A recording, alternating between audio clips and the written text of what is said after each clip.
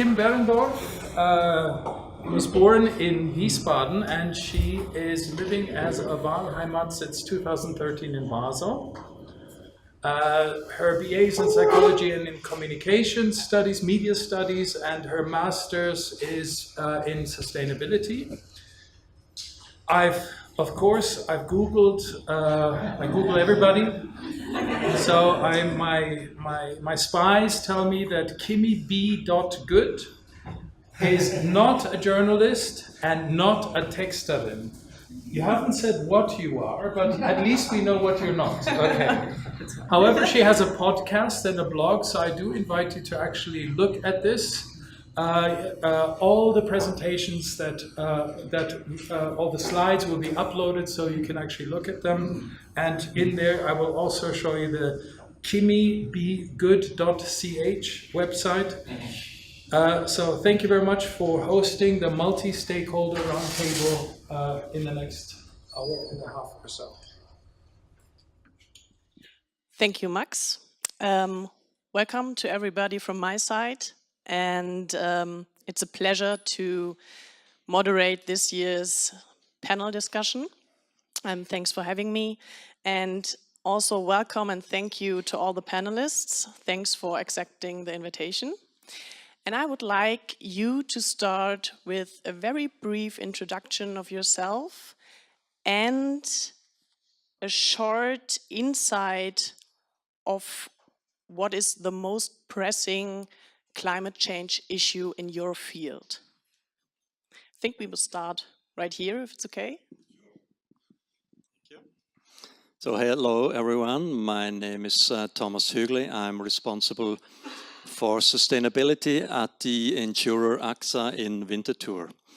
My team actually covers all aspects of sustainability, meaning the social, the economic and the ecological aspects of sustainability for the operations here in Switzerland. As Switzerland is a big entity for AXA Group worldwide, we are heavily involved in all the aspects of sustainability at AXA Group level as well. So our voice will be heard, and we're in constant exchange of minds with our colleagues in Paris. Our flagship theme here in Switzerland is climate and energy. That means that we put most of our efforts and energy into this subject, and the reason why is obvious, I guess, for many of us, because climate change will cause damages in the future, and damages will cost a lot of money. And if we have to pay a lot of money, that will harm our business model in the long term.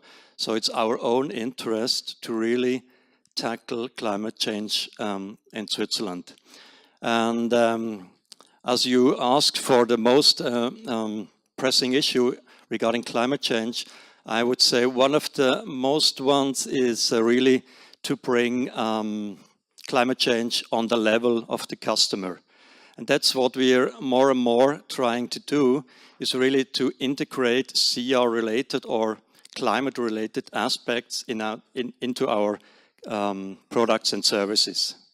So we kind of make our clients partner of our climate-related efforts. That's what we're trying. So good afternoon, everyone. My name is Fabian Käser. I'm a networker in the field of medical technology and health technology. And I'm also a coach in the field of business development, business strategy for small and medium-sized enterprises, startups, but also non-profit organizations. So why I'm here, the drivers for me personally are empathy, curiosity, and creativity. And I'm very interested about how we can address the actual problems, climatic problems, but also health-related problems of society with technology which is available today. Another Another point is also that I think we are very privileged in Switzerland and we can give something back to society. So we are responsible for the future and for the world which we would like to hand over to our children. So we should do something. We are in the driver's seat today. Personally also, I'm working on projects which are related to healthcare, how we can provide healthcare to people who cannot afford healthcare, how we can cross-finance these healthcare measures to other stakeholders who are available in the system. Thank you. Hello, everybody. My name is Angela. I was invited as a student's representative, and I'm studying the master's program Sustainable Development here at the University of Basel. And let me quickly introduce why I choose this particular master's program. So actually, I was doing economics in my undergraduate, and from the very beginning on, there was this suspicious man called Homo economicus.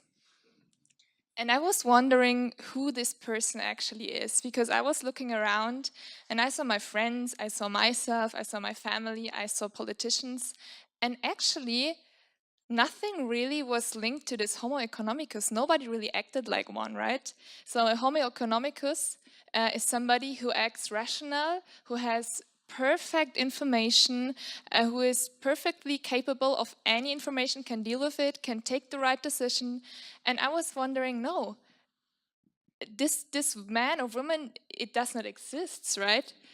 So I was trying to get to the kind of the more reality and to find more truth about how my personal world and my and your world is actually working, and we as human beings. So I found this very interesting master degree called Sustainable Development, and now I kind of get a clue how models could be more or broader developed, going behind the scene of some rational thinking human being, also tackling some other areas, not only economics, but also natural science and social science.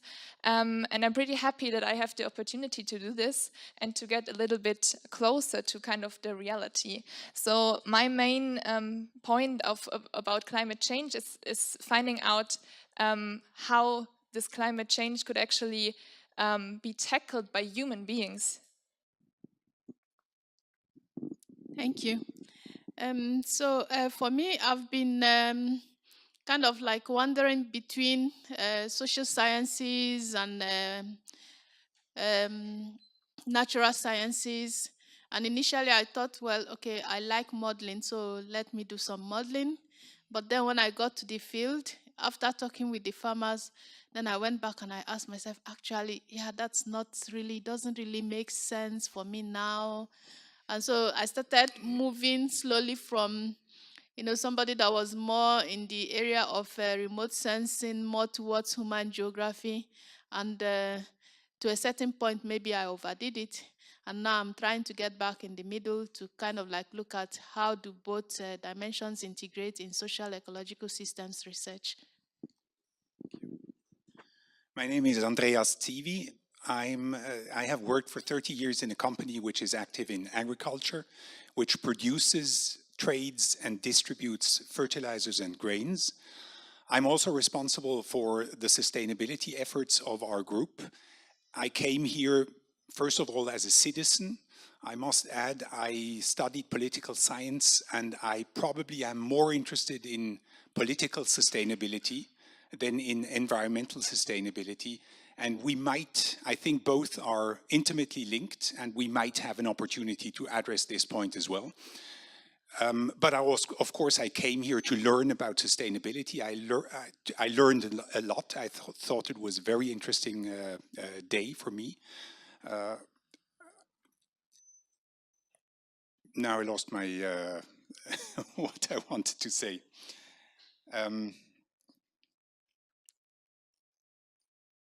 Yeah, what I wanted to say, I'm certainly not here as an expert in climate change.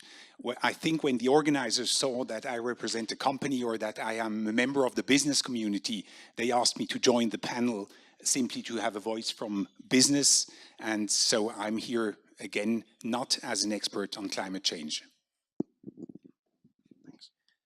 My name is Ed Constable. I think I'm here as a representative of the science and technology community, which on the one hand is demonized for creating the problem, and at the same time demonized for not providing the solutions to the problem.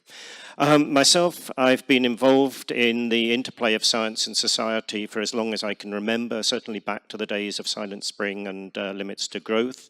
My own research area as a chemist and materials scientist is in solar energy and in new lighting technologies.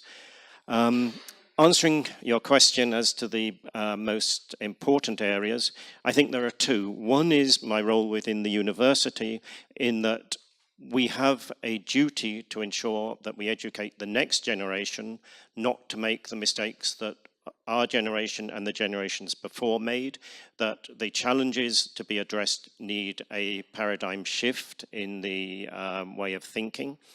And secondly, that science and technology can only do what society wants. So we can only really begin to address the problems when the clear targets are identified. And that, I'm afraid, requires political decision.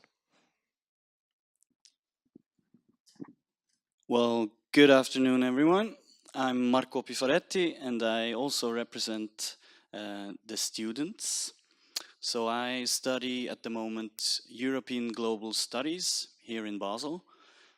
And, but I also thought maybe I introduce my voluntary engagement, which is at the time engaging for the responsible initiative, responsible business initiative, so-called Konzernverantwortungsinitiative, which may, at least a discussion about it, can be linked quite good to the topic we were talking today, since it's the debate should be how is business involved with international or multinational business, how is it involved in human rights and environmental issues. Furthermore, I'm also doing human rights education in high schools, where we, for example, have one course or have one workshop that is called smartphones. This is also one thing, at least we talked about human rights. We heard about human rights, how it's interlinked, and also how smartphones are interlinked. So that's also an interesting topic I want to show. And I think that's it. Thank you. So thanks all of you for the very interesting introductions. I would like to proceed with a couple of questions, which are, every single question is directed to all of you. So if you would like to answer a question, just raise your hand or give me a sign and I will pass the microphone to you. So Henry already mentioned other agendas in his presentation. Within the discussion about sustainable development, other agendas, for example, biodiversity, are diverting attention from climate change. Considering that climate change is a part of nearly every sustainable development goal, as we have seen before in the presentations, my question to you is working on several agendas which link to climate change expedient to tackle climate change? Who wants to start? I could also rephrase the question if needed. Thank you. I think certainly it's important that we are talking about biodiversity. It's important that we are talking about land issues because they're all interrelated. I mean, when we talk about climate, we are actually talking also about terrestrial systems, about land, and what is on the land, and that influences atmospheric circulation and evaporation and so on. So that is why it is important that, for example, the UNCCD, that's the United Nations Convention to combat desertification, that it has its own programs also on land degradation neutrality. And the idea of land degradation neutrality is that each country, of course, voluntarily decides, not to, deforest land or degrade land based compared to the baseline that the country has chosen.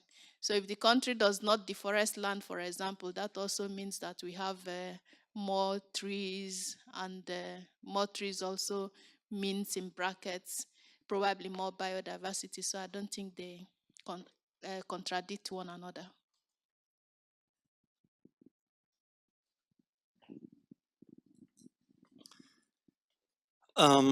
For us as an insurer, I think that the most pressing issue is climate change. So that's why we're really focusing on projects related to climate change. So that's point one for sure. However, as far as companies are concerned, I really think that, first of all, each and every company has to think about its core business. Aspects of core business where it really can make a difference. And then the SDGs come into this discussion. I really like this framework of the Sustainable Development Goals because it's a great communication tool, and it allows really all the companies, to settle down somewhere in one of these 17 aspects of goals, and to really make a link between their core businesses and some of these 17 pressing issues.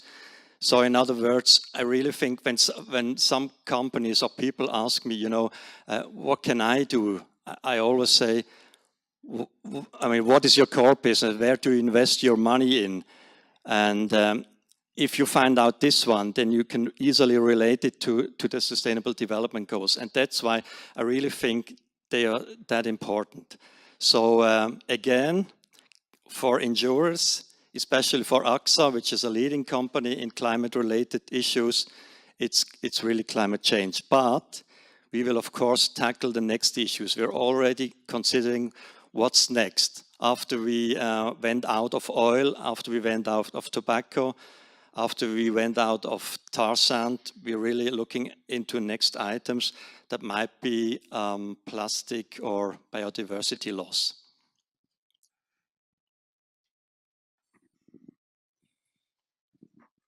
I can give a very simple answer. No, it is not expedient. Yes, it is essential. I think that all of the SDGs are interlinked, they all impact on each other, and also they all require local rather than global solutions. And so a diversity of approaches is critical to success.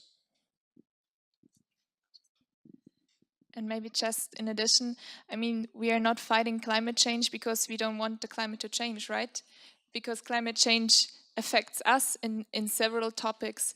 May it be land use, may it be biodiversity and our food system, may it be poverty issues, whatever. So I think all those topics are really closely connected.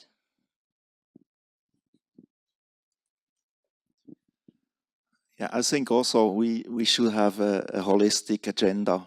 This is very important. And of course, all of these SDG goals are interconnected. We cannot, if you have only one perspective of one SDG goal, maybe then you are not aware about all the other goals we have, right?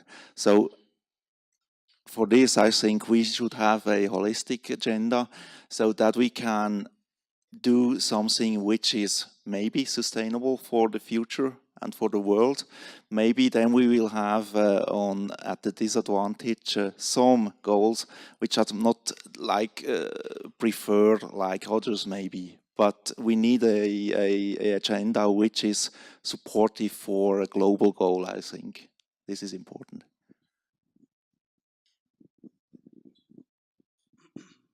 Yes, I agree.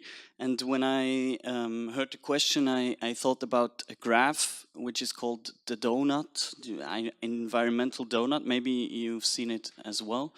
And there, climate change is only one factor. I think the others, we've also heard land conversion, but also nitrogen and phosphorus loading. And so this is where I would like to ask Andreas Civi, what is the agenda within your company?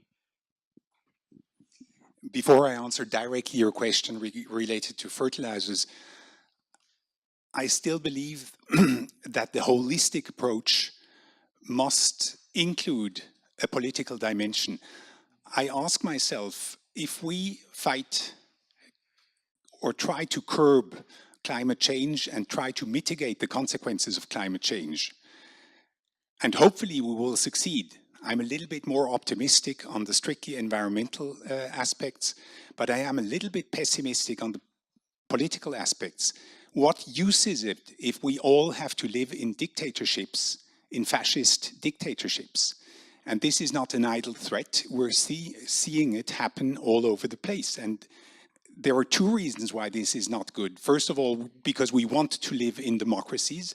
And secondly, because you cannot fight climate change with populist or, let's say populist, authoritarian, or whatever you call it, politicians. Look what Mr. Trump did with the Paris agreements. So I think we are in a certain danger. Very often I hear people talk only about the environmental aspects. They tend to resign as far as the political aspects are concerned, and I think we need to fight on both fronts. As far as fertilizers are concerned, it's a good question. I don't have an answer. Our industry believes that fertilizers feed half of the world. In other words, you could not feed 7.5 billion people without fertilizers. This being said, the industry is trying to make sure that fertilizers are used in a proper way. There is a standard which is called 4R, a right place, right time, right product, and right method, which tries to avoid spillage into the waters of nitrate and phosphates. We're also developing slow-release fertilizers which reduce the percentage which is released into the air. But I would be lying to tell you that fertilizers do not have an environmental impact. And I think it's simply a matter of a conflict. Food security for many continents, for many countries in the world is still of big concern. We in Switzerland, we have the luxury that we don't worry about food security. But I do believe that worldwide we have this conflict. We cannot feed the world without fertilizers, and we do know. So the only choice we have is to try to improve fertilizers, try to improve the use of fertilizers, and reduce as much as we can the environmental impact.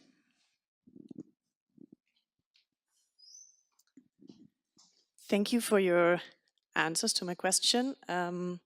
I think you pointed out very clearly that a holistic approach is needed.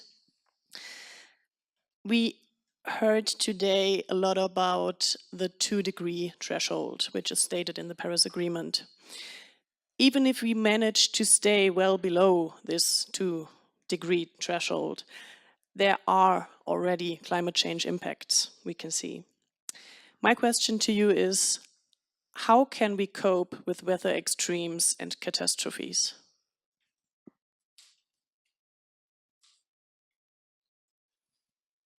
It's a very general question, but you can stick to your field of profession if you like.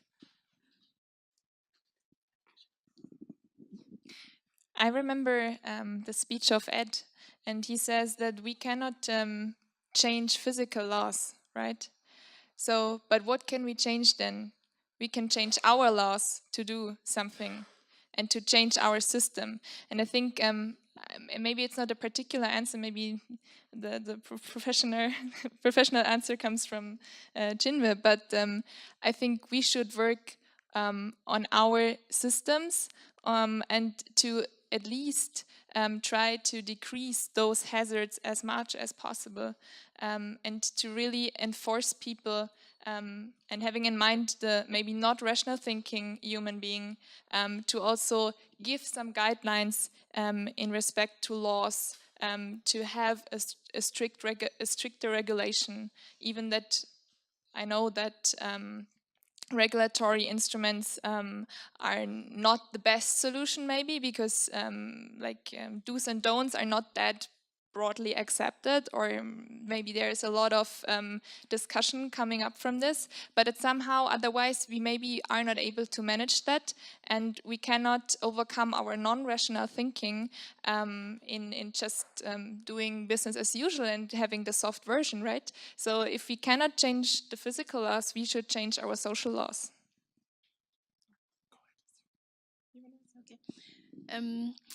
Yeah, what I would like to say is that we have to, I just want to give you an example.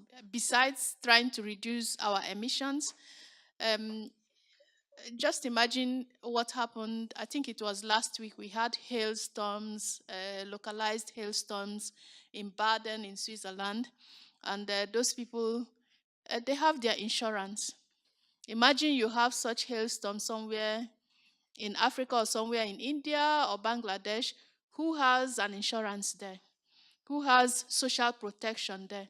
So I think we have to look at this societal context and look that people have social protection wherever they are, besides reducing emissions, because having such social protection means also buffering you against the loss. You don't have to think about, okay, if you lose all your clothes or all your machines and everything, the insurance will pay. And if the insurance doesn't pay, the community, if you go to the Gemeinde will give you some support. But where else in the world do you get such support?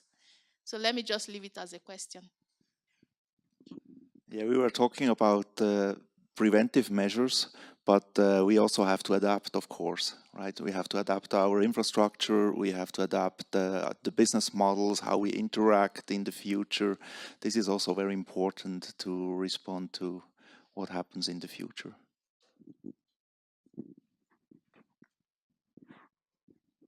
Yeah, I agree. We can't change the laws of physical science, so we will be seeing extremes of climate over the next few years with consequent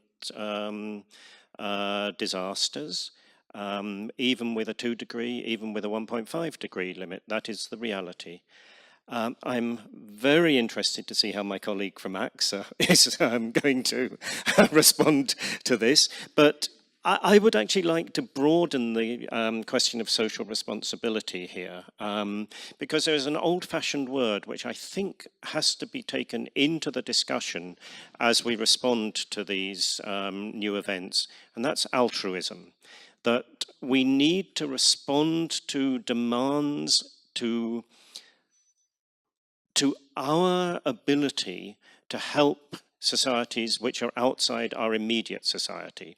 So there's very much the Gemeinde-based approach. There's the approach that we have a local support system, but we need to have a more established worldwide system so that when El Nino comes and when we are not affected in Northern Europe, that at the same time we put into place the social responses and the financial responses to ensure that with rapidity the resources are placed where they're needed.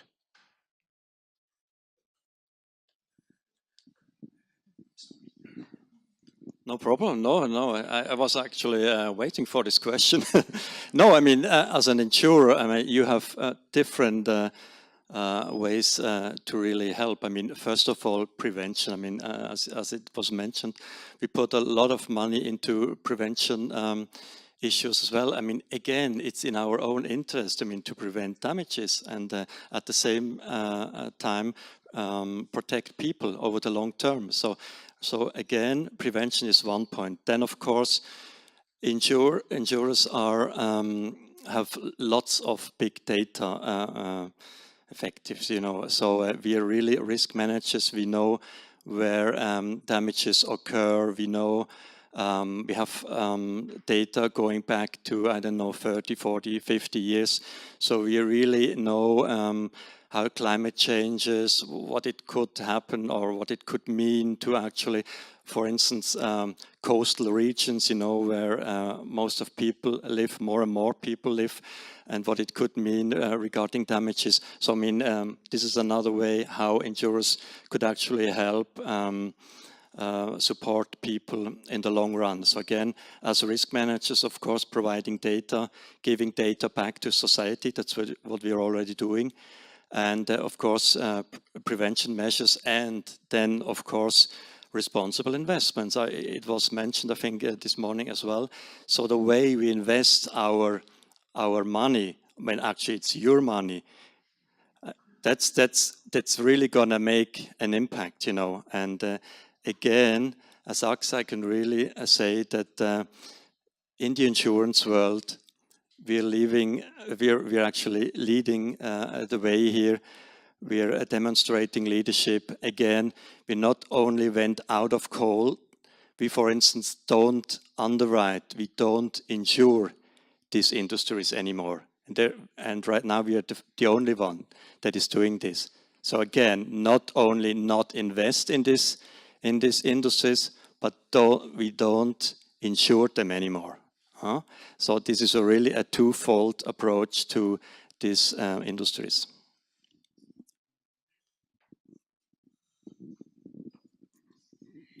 Maybe as an addition to my first question, you already said that there needs to be like a better infrastructure to prevent upcoming events, or there need to be investments. But who really is in charge, in your view, to prepare for upcoming events? Is this the investors? Are these the politicians? What's your opinion on that?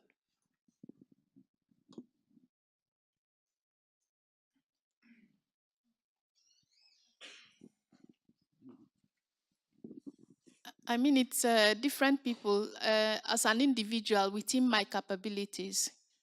So within the capabilities I have, that means within the choices that I can make. And then I can make choices, and these choices depends on the environment, the socio-political environment within which I am in, whether that environment allows me to make choices or not. And then, of course, it depends on the various social groups. So I think it's every social entity from the individual upwards. Yeah, I agree fully with this. And what I would like to add is the following. I missed the point, sorry.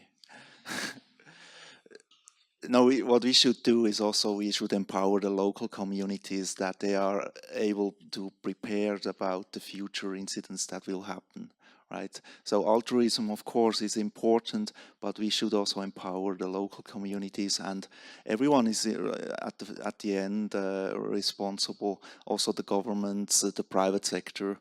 That's important.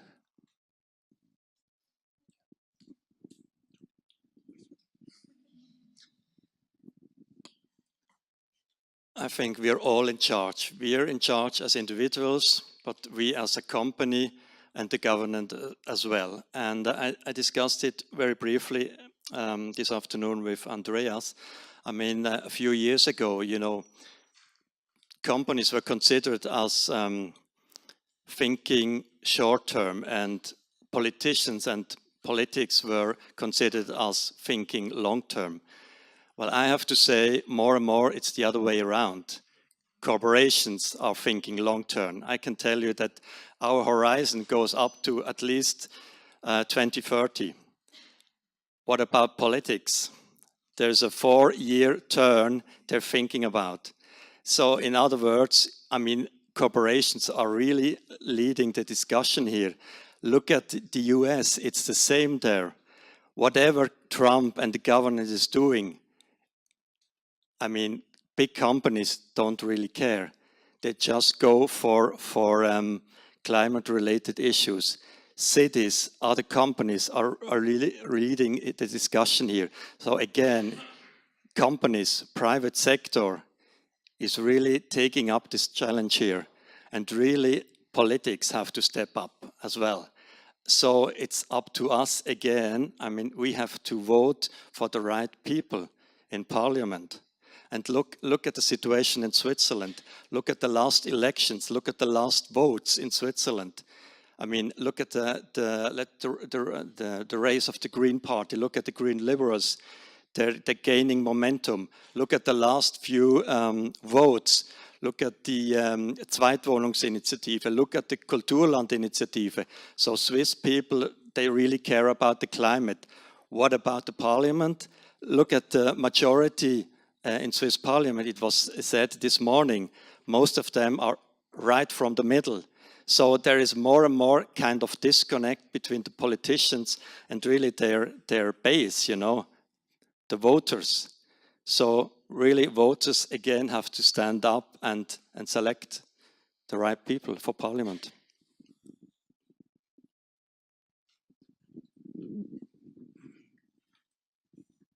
I think I just want to add something to your saying that business is actually caring because they have to, because they think long term, and I agree, most of them.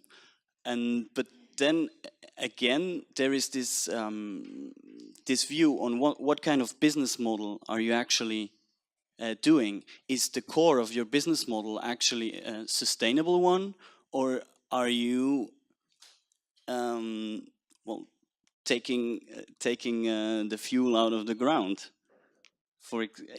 So what I suggest, what we do is really look at business models, not only like the greenwashing prospectus, but the idea, the values that are behind business actions, and there we have to be critical, I guess, because I'm sure that within the SDGs, a lot can be switched towards something that is sustainable, because most of the businesses are in their core they have a sustainable view, but some of them just, in my opinion, when I look at the business model, it's not going to work in a sustainable way, and there I think politics have to, or people have to intervene. And yes, I'm very glad that everybody said that, yes, we are all responsible, because I think we really are, and also everybody here in the room is as responsible as any other. It's not that we can pass the ball only to politics, because we are everywhere. We are politics. Like me, for example, I am as a consumer, I'm involved in business. As a voter, I'm involved in politics. I'm involved in NGOs who advise politics and business, and I'm at the university who also advises business and politics. And then there are supra groups, which we are also part of, a bit further away, but we're part of it. And yeah. And there are also interest groups, as we heard this morning as well, where we have to be critical if these interest groups are representing our interests or just the interests of a few.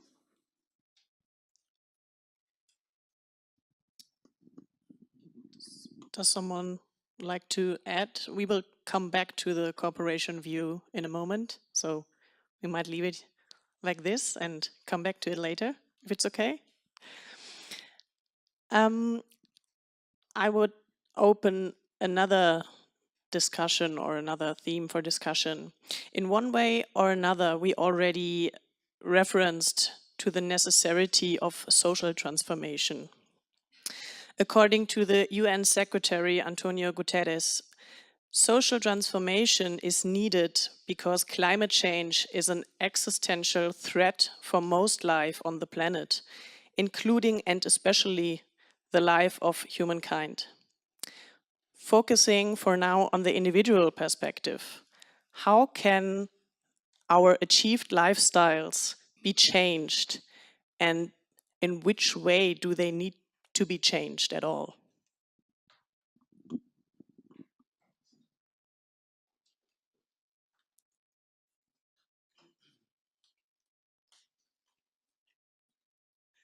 We could also start with the corporation view.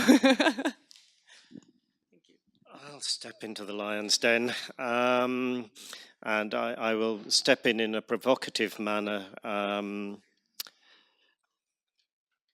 We need to consider every action that we as individuals take, from the most trivial level, whether you actually take that paper cup and fill it with coffee from the Nespresso machine and then throw the cup away, through to fulfilling your role as a political animal in ensuring that you develop a government system that represents your needs and that can respond to the new challenges. And before we come to the corporate issues, I think I want to go back to where I said the education, that I firmly believe the reality is that the society in which our next generation and the generation after will live will not be recognizable to those who grew up in the last 10 to 20 years. I think the external demands and the external criteria placed by climate change means that we will be operating in a very, very different environment. It will be an environment, I believe, in which the expectations of an improvement in lifestyle cannot be maintained. And I think that's provocative enough to throw to the rest of the panel. To this, I only have the question again, what about the political sustainability? The perspective of many people in the last 10 years seems to have changed in as much as for the first time in the last 50 years, they don't see the future as being more brilliant than the past. And look at the political reactions which this triggered. Look at the rise of politically not correct parties. And I'm just most afraid that if we do not find a better way to reduce our ecological footprint without sacrificing too much of our comfort, I'm afraid of the political consequences.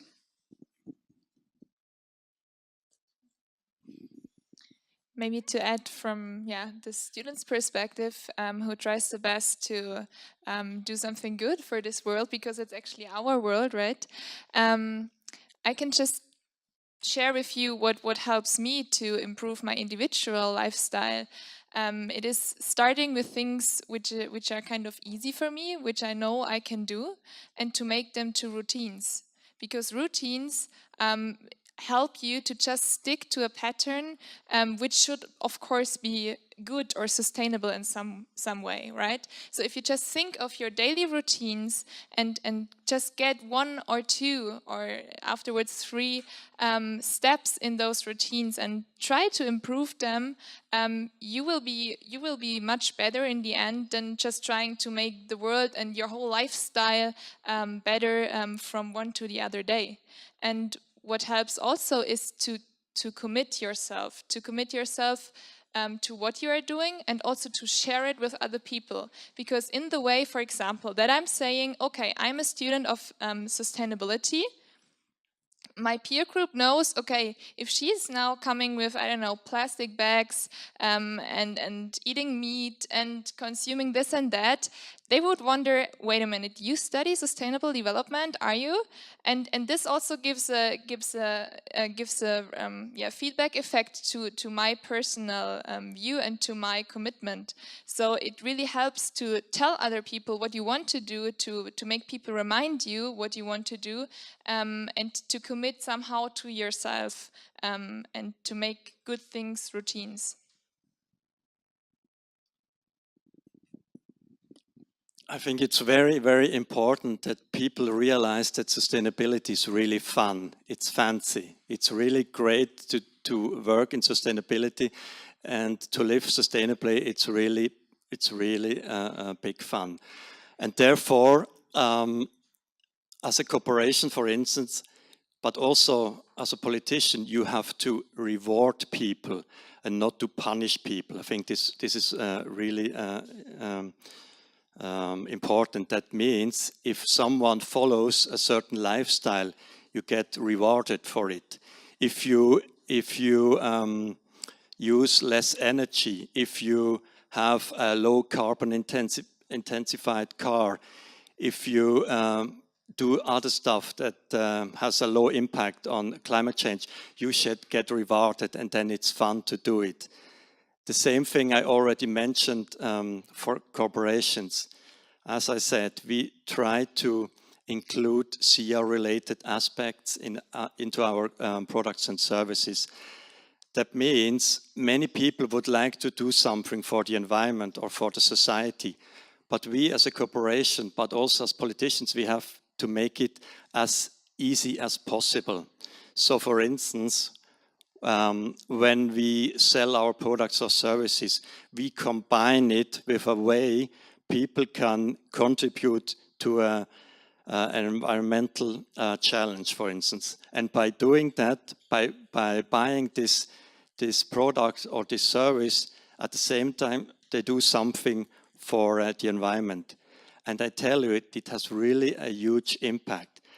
Let me give you an example. In Switzerland alone, we have 2 million customers. Worldwide, we have 110 million customers, excuse me. And, well, maybe in the future. Yeah. So, what I want to say is, so a positive aspect multiplied by 2 million, multiplied by 110 million makes really an impact. And that's why it's really important to make it as fancy, as easy as possible to contribute for customers. And again, reward them, not punish them.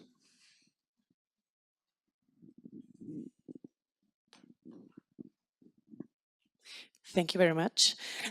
Coming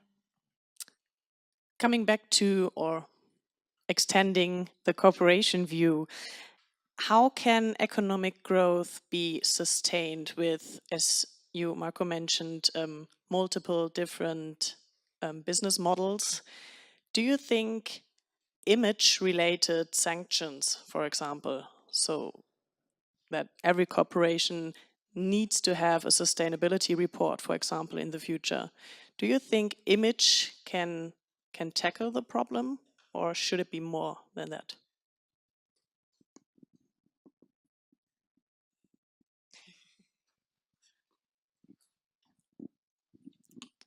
Jochen Zeitz, the former CEO of Puma, once said, "What is good for the planet is good for the business." So I'm sure there are lots of business opportunities for clever corporations. And regarding business models, what we should do, I'm sure that we should include short-term and long-term targets into corporation goals. I think this is an important aspect. And by doing so, over time, you decouple growth from your own CO2 footprint. So again, include short-term and long-term goals into your strategy, into your long-term strategy. And therefore, by growing so, at the same time, you decouple from, or you decarbonize your business. I'm quite sure this is something that happens. And, very important as well, actually you choose long-term investors that actually support your business model. You support your strategy. This is important. I mean, a very famous example is Unilever, for instance. So when Paul Polman, the current CEO, started his business with Unilever, the first thing he did, he stopped publishing half-year reports, quarterly reports. He said, I'm not interested in quarterly reports anymore. I do a yearly report, that must be enough. And if I have investors, they think it's not enough, then actually I'm not waiting for you guys. Of course, I guess you can do so or say so if you have success. But Polman, as CEO of Unilever, proved that having a sustainable agenda over time pays off. Look at the stock price, look at the revenues they have. I mean, they have both. They really have profits, and they're really a company considered as leading the discussion in sustainability.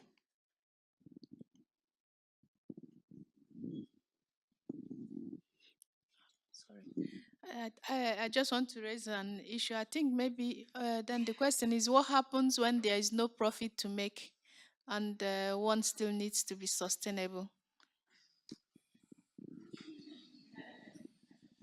As a matter of fact, you mentioned it in your presentation before, that there is a bottom-up and a top-down action, and both must take place concurrently. And I agree, I think it needs both. I think image or investors' preferences for sustainable investments, they certainly are a pressure point to make companies behave in a more sustainable fashion. However, I do believe it also takes legal and policy interventions, laws which have to be followed to improve things.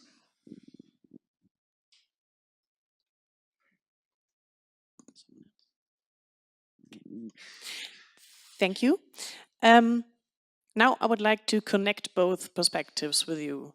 So no matter if it's an individual perspective or if it's a corporational perspective, there always remains this not my problem. So Angela, you mentioned the peer pressure thing. So we are all here in the room, I suggest, interested in sustainable development. So we're actually talking to the wrong people, right? We should talk to people who are skeptics. We should talk to people who don't even know about sustainable development. I mean, they are out there. So how would you think we can tackle the problem of people thinking, that's not my problem, it doesn't affect me?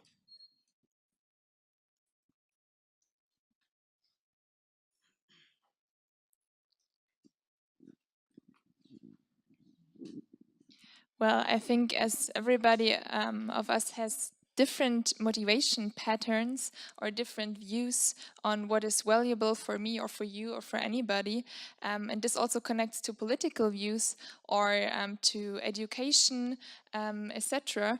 I think framing is a key word for me in this debate, because I can frame, for example, climate change issues in economic ways. I can frame it in traditional ways. For example, if I tell a very right-wing Swiss citizen, okay, look what happens to like the biggest glaciers as a Swiss symbol of your proud, whatever, then maybe it matters somehow. But if you just say, oh, come on, we have to be responsible for other people abroad, living in Africa, wherever, in a totally another world, kind of, this maybe would not motivate people to do something. So I think framing for different people in different areas, in different contexts, might help to make an issue out of it for everybody. And I think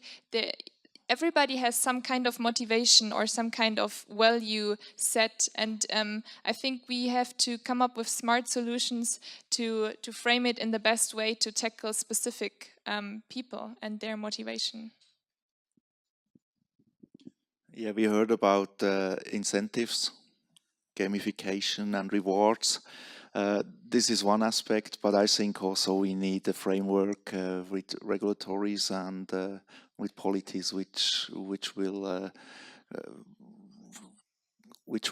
control us in the future, how we spend energy, how we consume food, how we consume meat, and so on.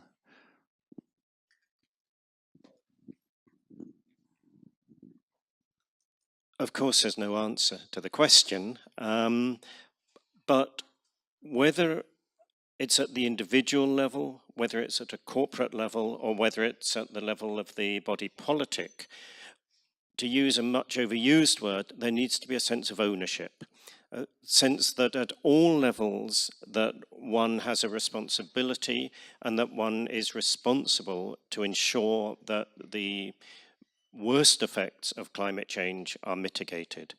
And now the realism comes in, of course, that you can only achieve that sense of ownership by appealing to the sense of selfishness. So exactly as was said, you have to apply a sense of ownership that is unique to each different individual, each different body, each different part of the world, that they each see the benefits for themselves, which lead to this sense of altruism. And I also agree with the regulation, uncharacteristically, that the regulatory framework has to be set up, coming back to what was said earlier, to reward those that work in this way and not to punish those that don't. So a regulatory framework that is set up in a system of rewards is also a way to enable this change. Yeah, I also agree that I just want to break it down to the individual level again. So we were also talking about the paradigm change, and I'm absolutely sure that if we all individually, and there comes in that I think it's fancy, and I think it's sexy, but also we have to, in a way, live it and feel what we think is good about whatever sustainability is, and then we can actually from bottom up probably reach a paradigm shift. This is going to take a long time, but the faster we do it in our own heads, the faster it will go.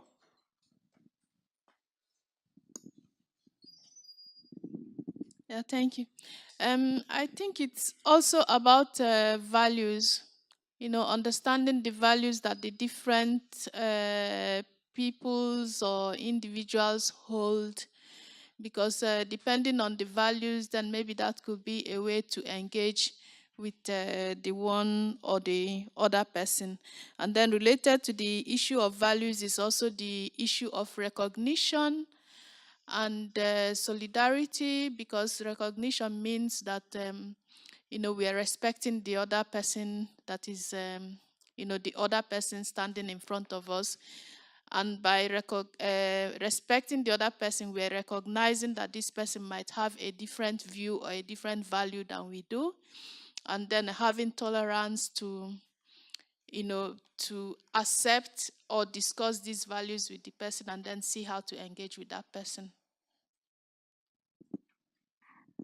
Another aspect is also efficiency. We have to become more efficient. If we burn 6 liter fuel per 100 kilometers, that's too much. We move 2 tons for one individual. So there are plenty of aspects where we can become more efficient. And this is also something we can cope with technology, right? So here we have also to improve and to bring up solutions. It just reminded me about the issue of intellectual property rights, because when it comes down to hard negotiations, then it's the issue of intellectual property rights. Who owns the technology? Who owns the knowledge? So like you were saying that, okay, we have to improve efficiency, but if improving efficiency means that you have to tell me your secrets about your technology that you have developed over 15 years, then that means then we have to come down to the issues of values and solidarities and see whether there is any way that we can, kind of like negotiate, because that is often one argument that is brought up when one talks about technology transfer.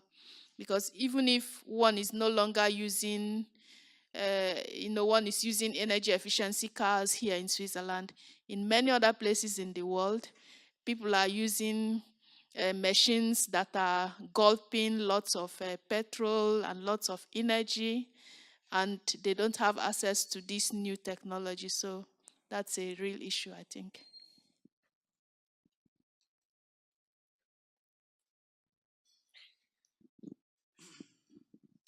I might like to add something to the value point you said before, and it made me think about the institution I'm in, and I'm doing a very nice interdisciplinary course.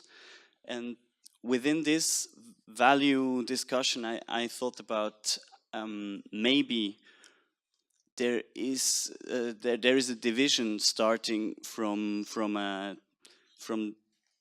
technological and natural science, and on the other hand, philosophy and humanities, social science, and they are a bit.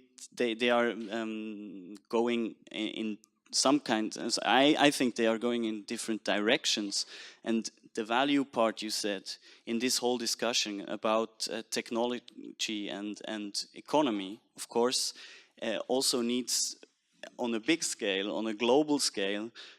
We need also to think about our values, our global values, and link them together with all the sciences.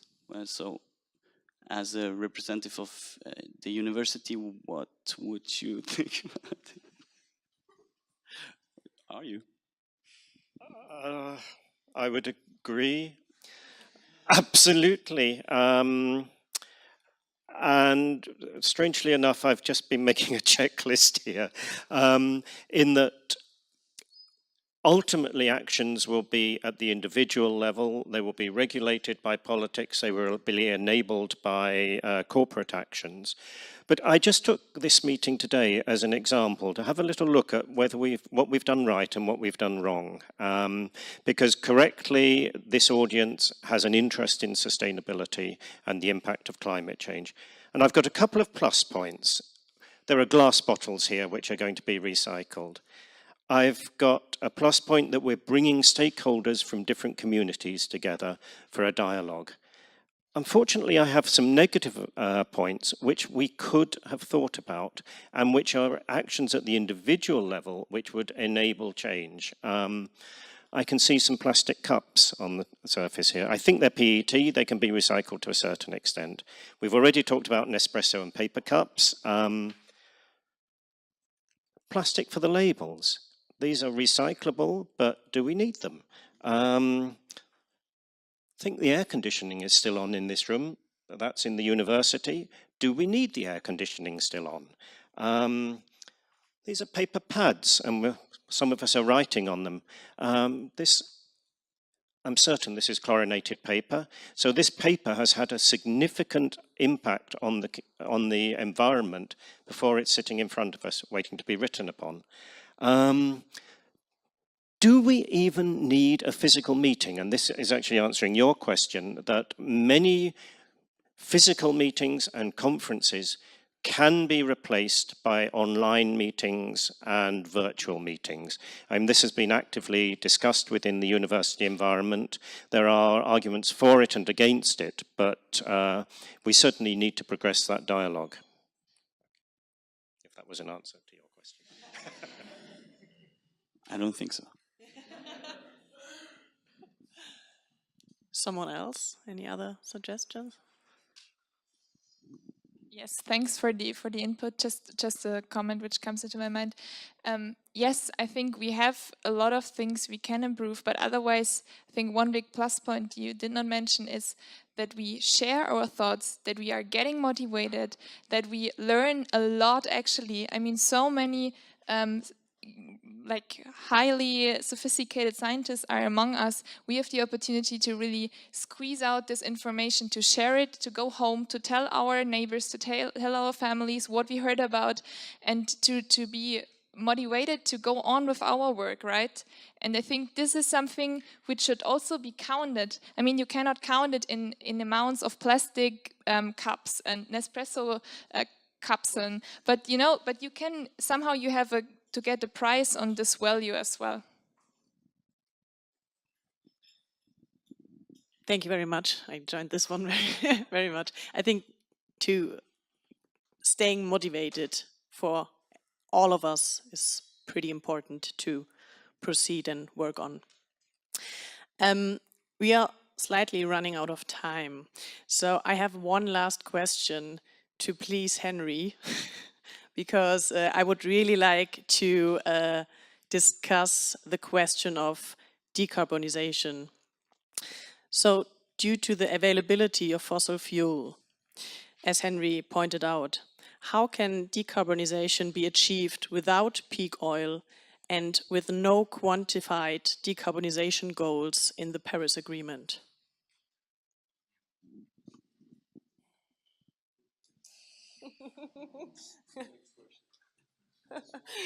A big one for the end, sorry.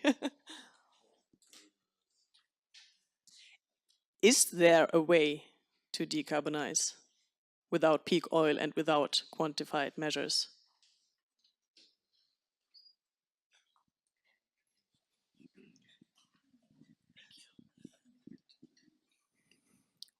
We spoke about the responsibility of each of us, of corporations and the governance, but I think there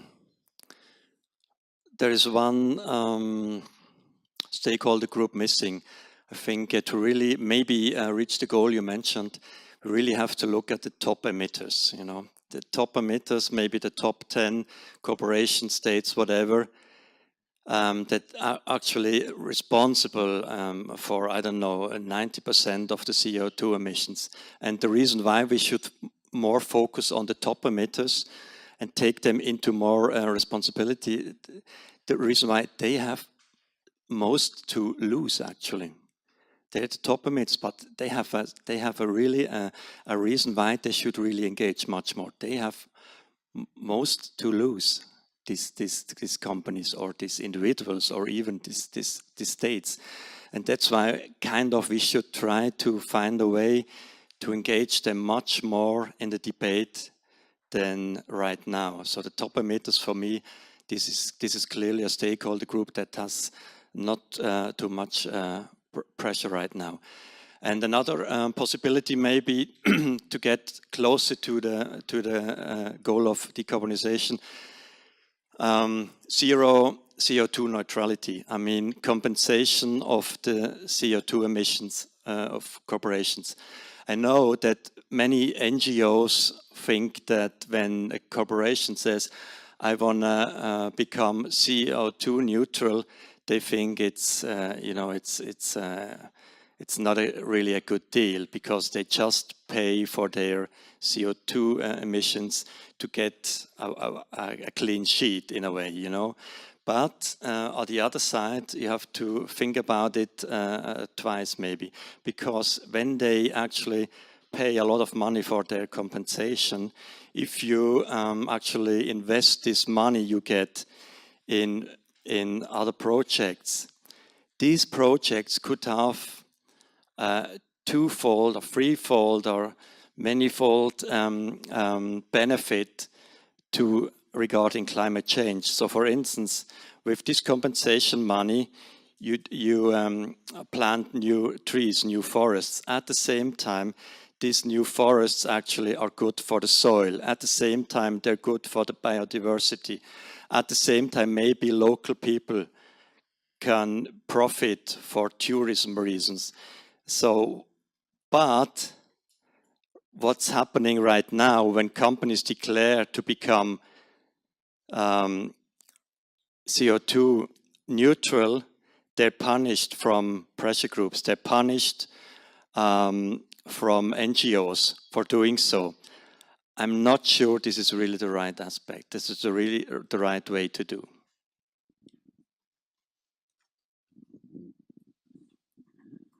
I would like to point out a couple of additional conflicts, and maybe we also have to choose what is really most important to us. We're talking about decarbonization. You were talking at the same time about denuclearization. Nuclear power stations would be, theoretically at least, one possible solution to decarbonization. So if we forbid nuclear power station, and if we, which I very well understand, but if we also forbid research on nuclear power stations, there might be a knock-on effect on decarbonization. Another example from my industry is genetically modified organisms. You know that in Switzerland they are forbidden. You know that in other countries they are forbidden as well. I wouldn't be amazed if the majority of the public today here in this room is against genetically modified organisms. But of course, genetically modified organisms could contribute to greatly reduce the ecological footprint of world agriculture. So maybe we also have to review our choices and set our priorities.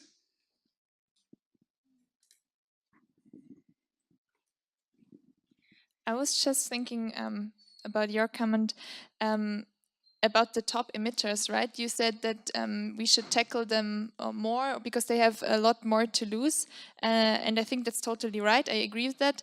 But I think if I remember correctly, we saw that Switzerland, if we combine all the emissions, we are among the 6 biggest emitters. So your top 10 that you mentioned is actually like right here, yeah?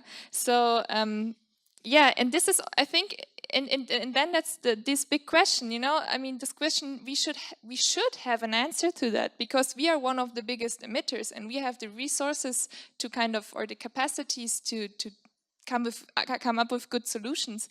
But at some point we are not, and this is why I'm always wondering also with my colleagues from the studies, we are at some point pretty much motivated to work on it because we see there are so many solutions, but on the other hand, nothing really happens, nothing really big happens, right? And I think the thing is that we are not going out of our comfort zone somehow, because yeah, we kind of try to do our best, but actually it doesn't really work. And I have a big question mark why it doesn't work. So to not lose track and to lose all the motivation, then I'm always trying to stay focused. Maybe what is your impetus you have, like your biggest impetus you can do? What can you do best actually, and then consequently stick to that. Because we cannot, like, in each person is taught to be like, you should be responsible about everything. But no, we have to try and be responsible about 1 or 2 certain things, but stay consequent with that and try to come up with those solutions in the end together. So this is just my state of mind. Thank you. I think I cannot leave that with the GMO without saying anything about it. I mean, it's the science behind it. I'm a novice, you know, when it comes to the science behind it. But then when you think about the ethical issues behind it, I mean, we are talking about, you know, products where farmers who are poor don't have the money to purchase seeds, and then they are forced to purchase seeds when they don't have money to purchase seeds. So how will that look for their food security? And what does that mean if every season they have to purchase seeds because they're dependent on the industry that is producing those seeds? That is one aspect which I think, you know, not talking about the biotechnological importance of GMO, but about the ethical issues. Access to seeds is very critical for a farmer. Access to inputs is very critical for a farmer. So in that sense, I think this aspect should also be discussed and not just the technology. And the other question is, you know, many countries are watching what is going on in Europe, and So if Europe does not accept GMO, why should a small African country that does not have the technology or the resources or the infrastructure accept GMO? And then the other issue is that if we are saying, like I said, I don't understand the biotechnology behind it and all that. But then if we are saying that we have 30% harvest losses, we have low-hanging fruits. Why don't we, first of all, pluck the low-hanging fruits of reducing our harvest losses, especially in those contests, than going, for, climbing to get that particular fruit that is hanging very near the edge of the cliff. If you understand my metaphor, but I just want to state clear, it's not, I don't understand the biotechnology. I'm not against research on biotechnology or GMO, but think about the ethical issues around it. Who has access to the resources, and what about other ways of addressing food insecurity? Thank you very much. I think the discussion not only about GMOs could go on for hours, but I would really like to give a chance to the audience to ask questions. Yeah, shortly. So, okay, we will take like, shall we say 3? Okay, 5 minutes. Okay, go, go, go. My name is Hongliang Zhang, and I'm an economist from University of Neuchâtel. So I have a key question for the panel about political system. We know that producers follow consumers and politicians follow voters. However, we know that we're living in a divided world, and some people do not value sustainable development as much as we do in this room.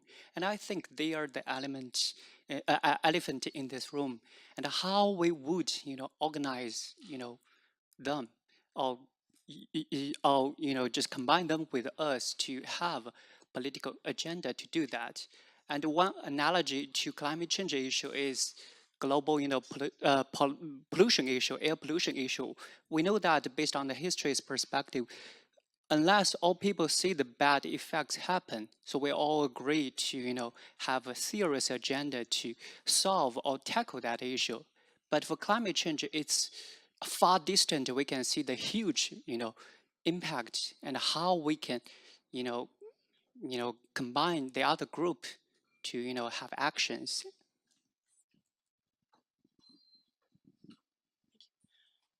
Is the question clear?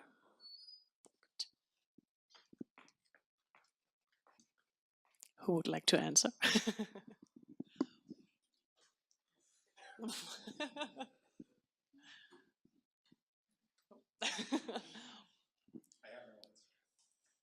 Anyone?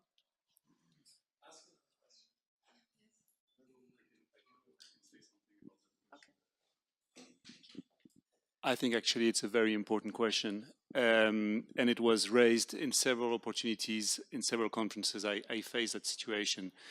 In Marrakesh, there was a group of people working on climate change and migration that were giving the same exercise here.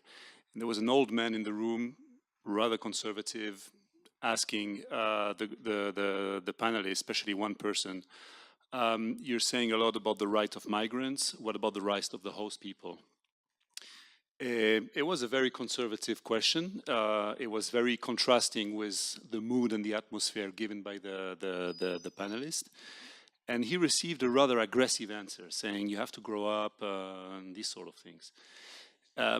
All in all, that man deserved an answer. And I think we should increasingly make the effort of engaging with the other people to be able, of course it's difficult not to enter a confrontational discussion, but there should be a way for providing answers, providing discussions, and opening dialogue. And I think this is very important. Otherwise, the views will remain dichotomized.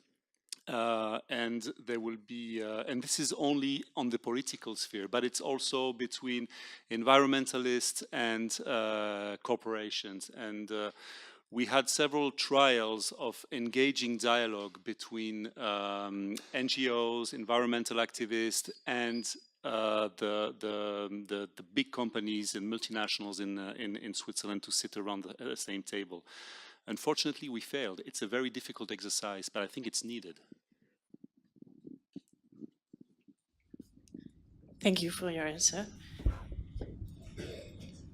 Just I mean, we can extend it by an hour. I'm just worried about some people having other plans, and our panel may have also plans. I propose that we wind down. There's a million things to say. Henry, when we started to plan this conference, Henry said, it's too big, we need to get a focus. And I said, no, let's actually bring in people and see what kind of topics they come in. We then started to talk about elephants in the room. We were not talking about me because I'm not an elephant, I'm a rhino, okay? But in terms of elephants, I have 4 more elephants to talk about. Can you help me with the slide? I know how to do this part. I have 4 more elephants. I mean, we talked about elephants before. We talked about 10 billion in global populations by 2050. We talked about the massive increase in wealth, and those people are going to spend that. And what are we going to spend it on? We talked about many other issues that very rarely get talked about. One of the elephants in the room is when we talk about the term, I mean, usually when we talk about climate, we start to talk about planetary boundaries. I'm surprised that hasn't come up yet. But there are clear contradictions between planetary boundary thinking on the one hand and some of the targets of the SDGs. It's one thing to actually look at the goals. Once you start to look at the fine print, things become a little bit more uncomfortable.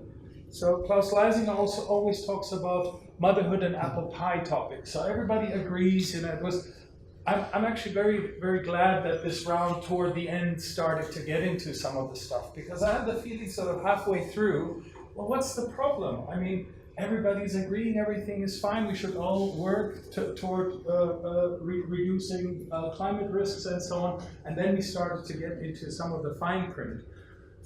The boundaries that supposedly have been lost, already crossed in terms of sustainability, global sustainability, biodiversity, we talked about that, biochemical flows, especially in relation to nitrogen and climate change, although depending on who's publishing these figures, you have slight variations.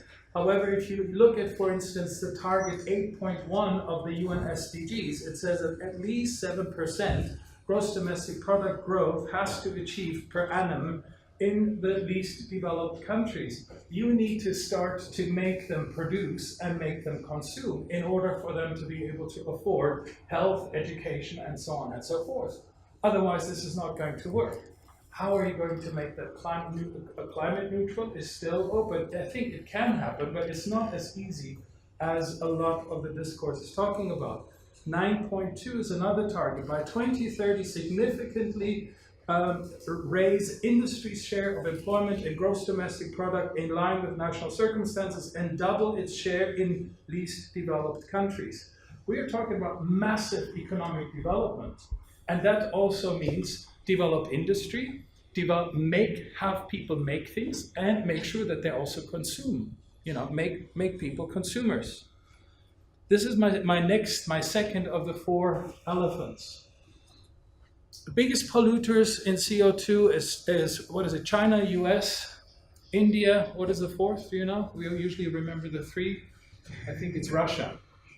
Okay, let's talk about the 3 terrible ones. Okay, let's just look at their consumption patterns. I just took out some indicators. Energy consumption in China, 4,475 kilowatts. That's not bad. It's actually rising.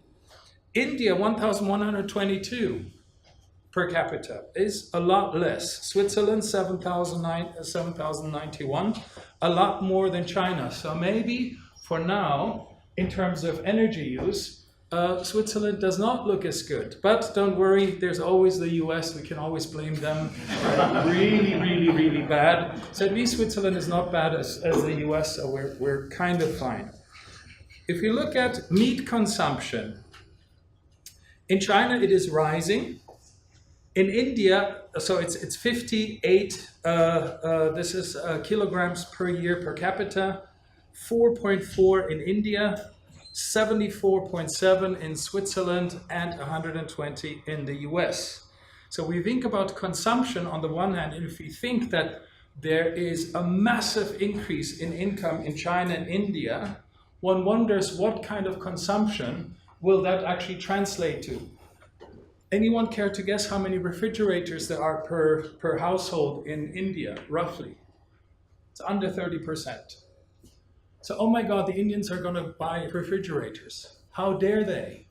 They're actually going to use our resources. And the Chinese, they probably want to have cars, more cars.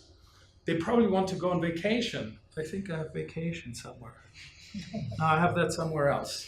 So we need to actually, in my opinion, we need to actually rethink not only from what these terrible countries are doing. This is something, if we start to look at consumption patterns and what is actually coming, we implicitly, in many of these conferences, I kind of hear in between the lines, let's try to get the Chinese back on their bicycles because they're going to really, really hurt our glaciers. I'm exaggerating. It's still an elephant in the room.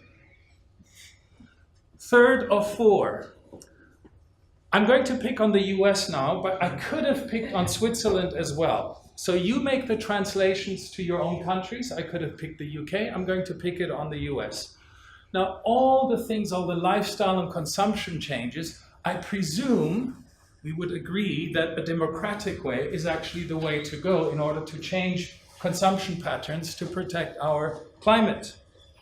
Look at the voting rates between young and old people. When I talk old people here, I talk about 65 plus most of the time. By the way, this is the 60s generation, the one that is going to fix everything. This is the 68er. We're celebrating this year 50 years, the 50-year celebration. We're talking about the Woodstock generation here, okay? Keep that in mind. Okay, voting rates in the US, the old people are voting a lot more than the young people. It's number one. Who voted for Trump? White males, 67%, 67%, that's pretty stunning. 67% of the white males voted for Trump. Only 38% of the young people voted for Trump. New car purchases. People who are 65 years and older, 36% of people 65 plus are buying a new car compared to only 22% of young people. What kind of cars do they like? So this is an average, sort of what is the average age of somebody buying that car? The old people, the 60 generations likes Lincolns, Buicks and Cadillacs. Young people buy VWs, Nissans and Kia. We talk about health expenditure. Even though the young people make 22% of the population, make up 22% population, they are only receiving 11% of the health expenditure. 15% is the population of the 65 plus years, and they get 34%, so 1/3 of health expenditure. 79% of old people own homes, and they're not going to get rid of them. They're not going to share it, compared to 35 people. Of course, in Switzerland, it's totally different, I know. International leisure travel, only 17% of the 18 to 34s in the US do international leisure travel of 8 days or more. 52% of the 65 years plus do international leisure travel of 8 days or more. Savings, that's pretty stunning. Median saving account balance of young people less than 35 years old is $1,580 compared to 10,000 plus. Retirement savings, 42, well, that's kind of understandable. Young people don't think about retirement. Nevertheless, it's kind of worrisome that people who are in their 30s have no savings compared to only 28%. So when we talk about changing policies, what chance do you have against a group who votes, who likes big cars, who likes big vacations, who has savings, who has a lot to lose, compared to a group that is not politically active? So this is the democratic thing, and I'm going to, my fourth elephant in the room is you all were part of an experiment, all of you, and most of you failed. Do you know why? What I'm going? Ed spoke to me 4 times about the Nespresso. 4 times. Okay, there's about approximately 15 people of you came to me in one way or another and talked about, oh, Nespresso, this. Why did you consume it? Franz, did you consume? No. Okay, I have a feeling that Franz didn't. I'm not going to point any fingers, but there's a lot of people who complained about Nespresso who consume Nespresso. What you're actually expecting in some ways is that the institution takes care of the things that you would like so you don't have to make that choice. I'm exaggerating a little bit. This actually connects to my democracy critique. So in many ways, I totally agree. There's many things. We could have done this virtual. So it's very much also up to our individual behavior. If you don't like, I didn't pick the Nespresso, but that's a side point. If you think that as a principle of sustainability, you should not have Nespresso and paper cups, don't consume it. Why do you complain about it and then consume it? Again, I'm exaggerating. I'm just reacting. Can I give maybe Ed a point to counteract? I'm not defending Nespresso, not defending the bioplastic, which is made up of vegetable oil, fat, cornstarch, and something else, and is recyclable, because I'm sure we could have found a better solution. By the way, I'm in the business of trying to turn carnivores into omnivores. I'm not in the business of turning a vegetarian into a vegan. I will leave that to you. This was a fantastic event. I have thank yous. I would like to thank, of course, Henry, who was absolutely stunning and is kind of the unofficial heart of this event. Henry, thank you. You've been absolutely stunning. Nicolas Kuhn also for his support. University of Basel, Ed, you are the sustainability hero in my life. I don't do chemistry much, but I do the sustainability, so here you go. Martha Vogel, who is the heart and soul of our research group.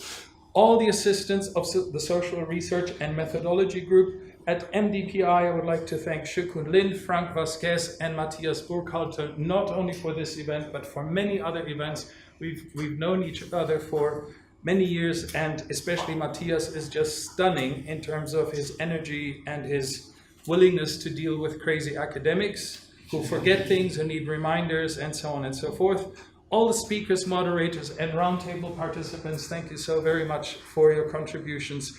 The sponsors, which is the University of Basel, the Sustainability Office, the Canton of Basel-Stadt, MDPI, including its sustainability and climate journals, the MDPI Foundation, the Swiss Academy of Humanities and the Social Sciences, the United Nations Sustainability Development Solutions Network, Sustainable Corporate Responsibility Group, and the University of Bern, who has been present on a number of levels. And I want to thank all of you for making such an incredible conference possible and for your wonderful questions and your interactions during the break. Thank you very, very much, all of you, for coming.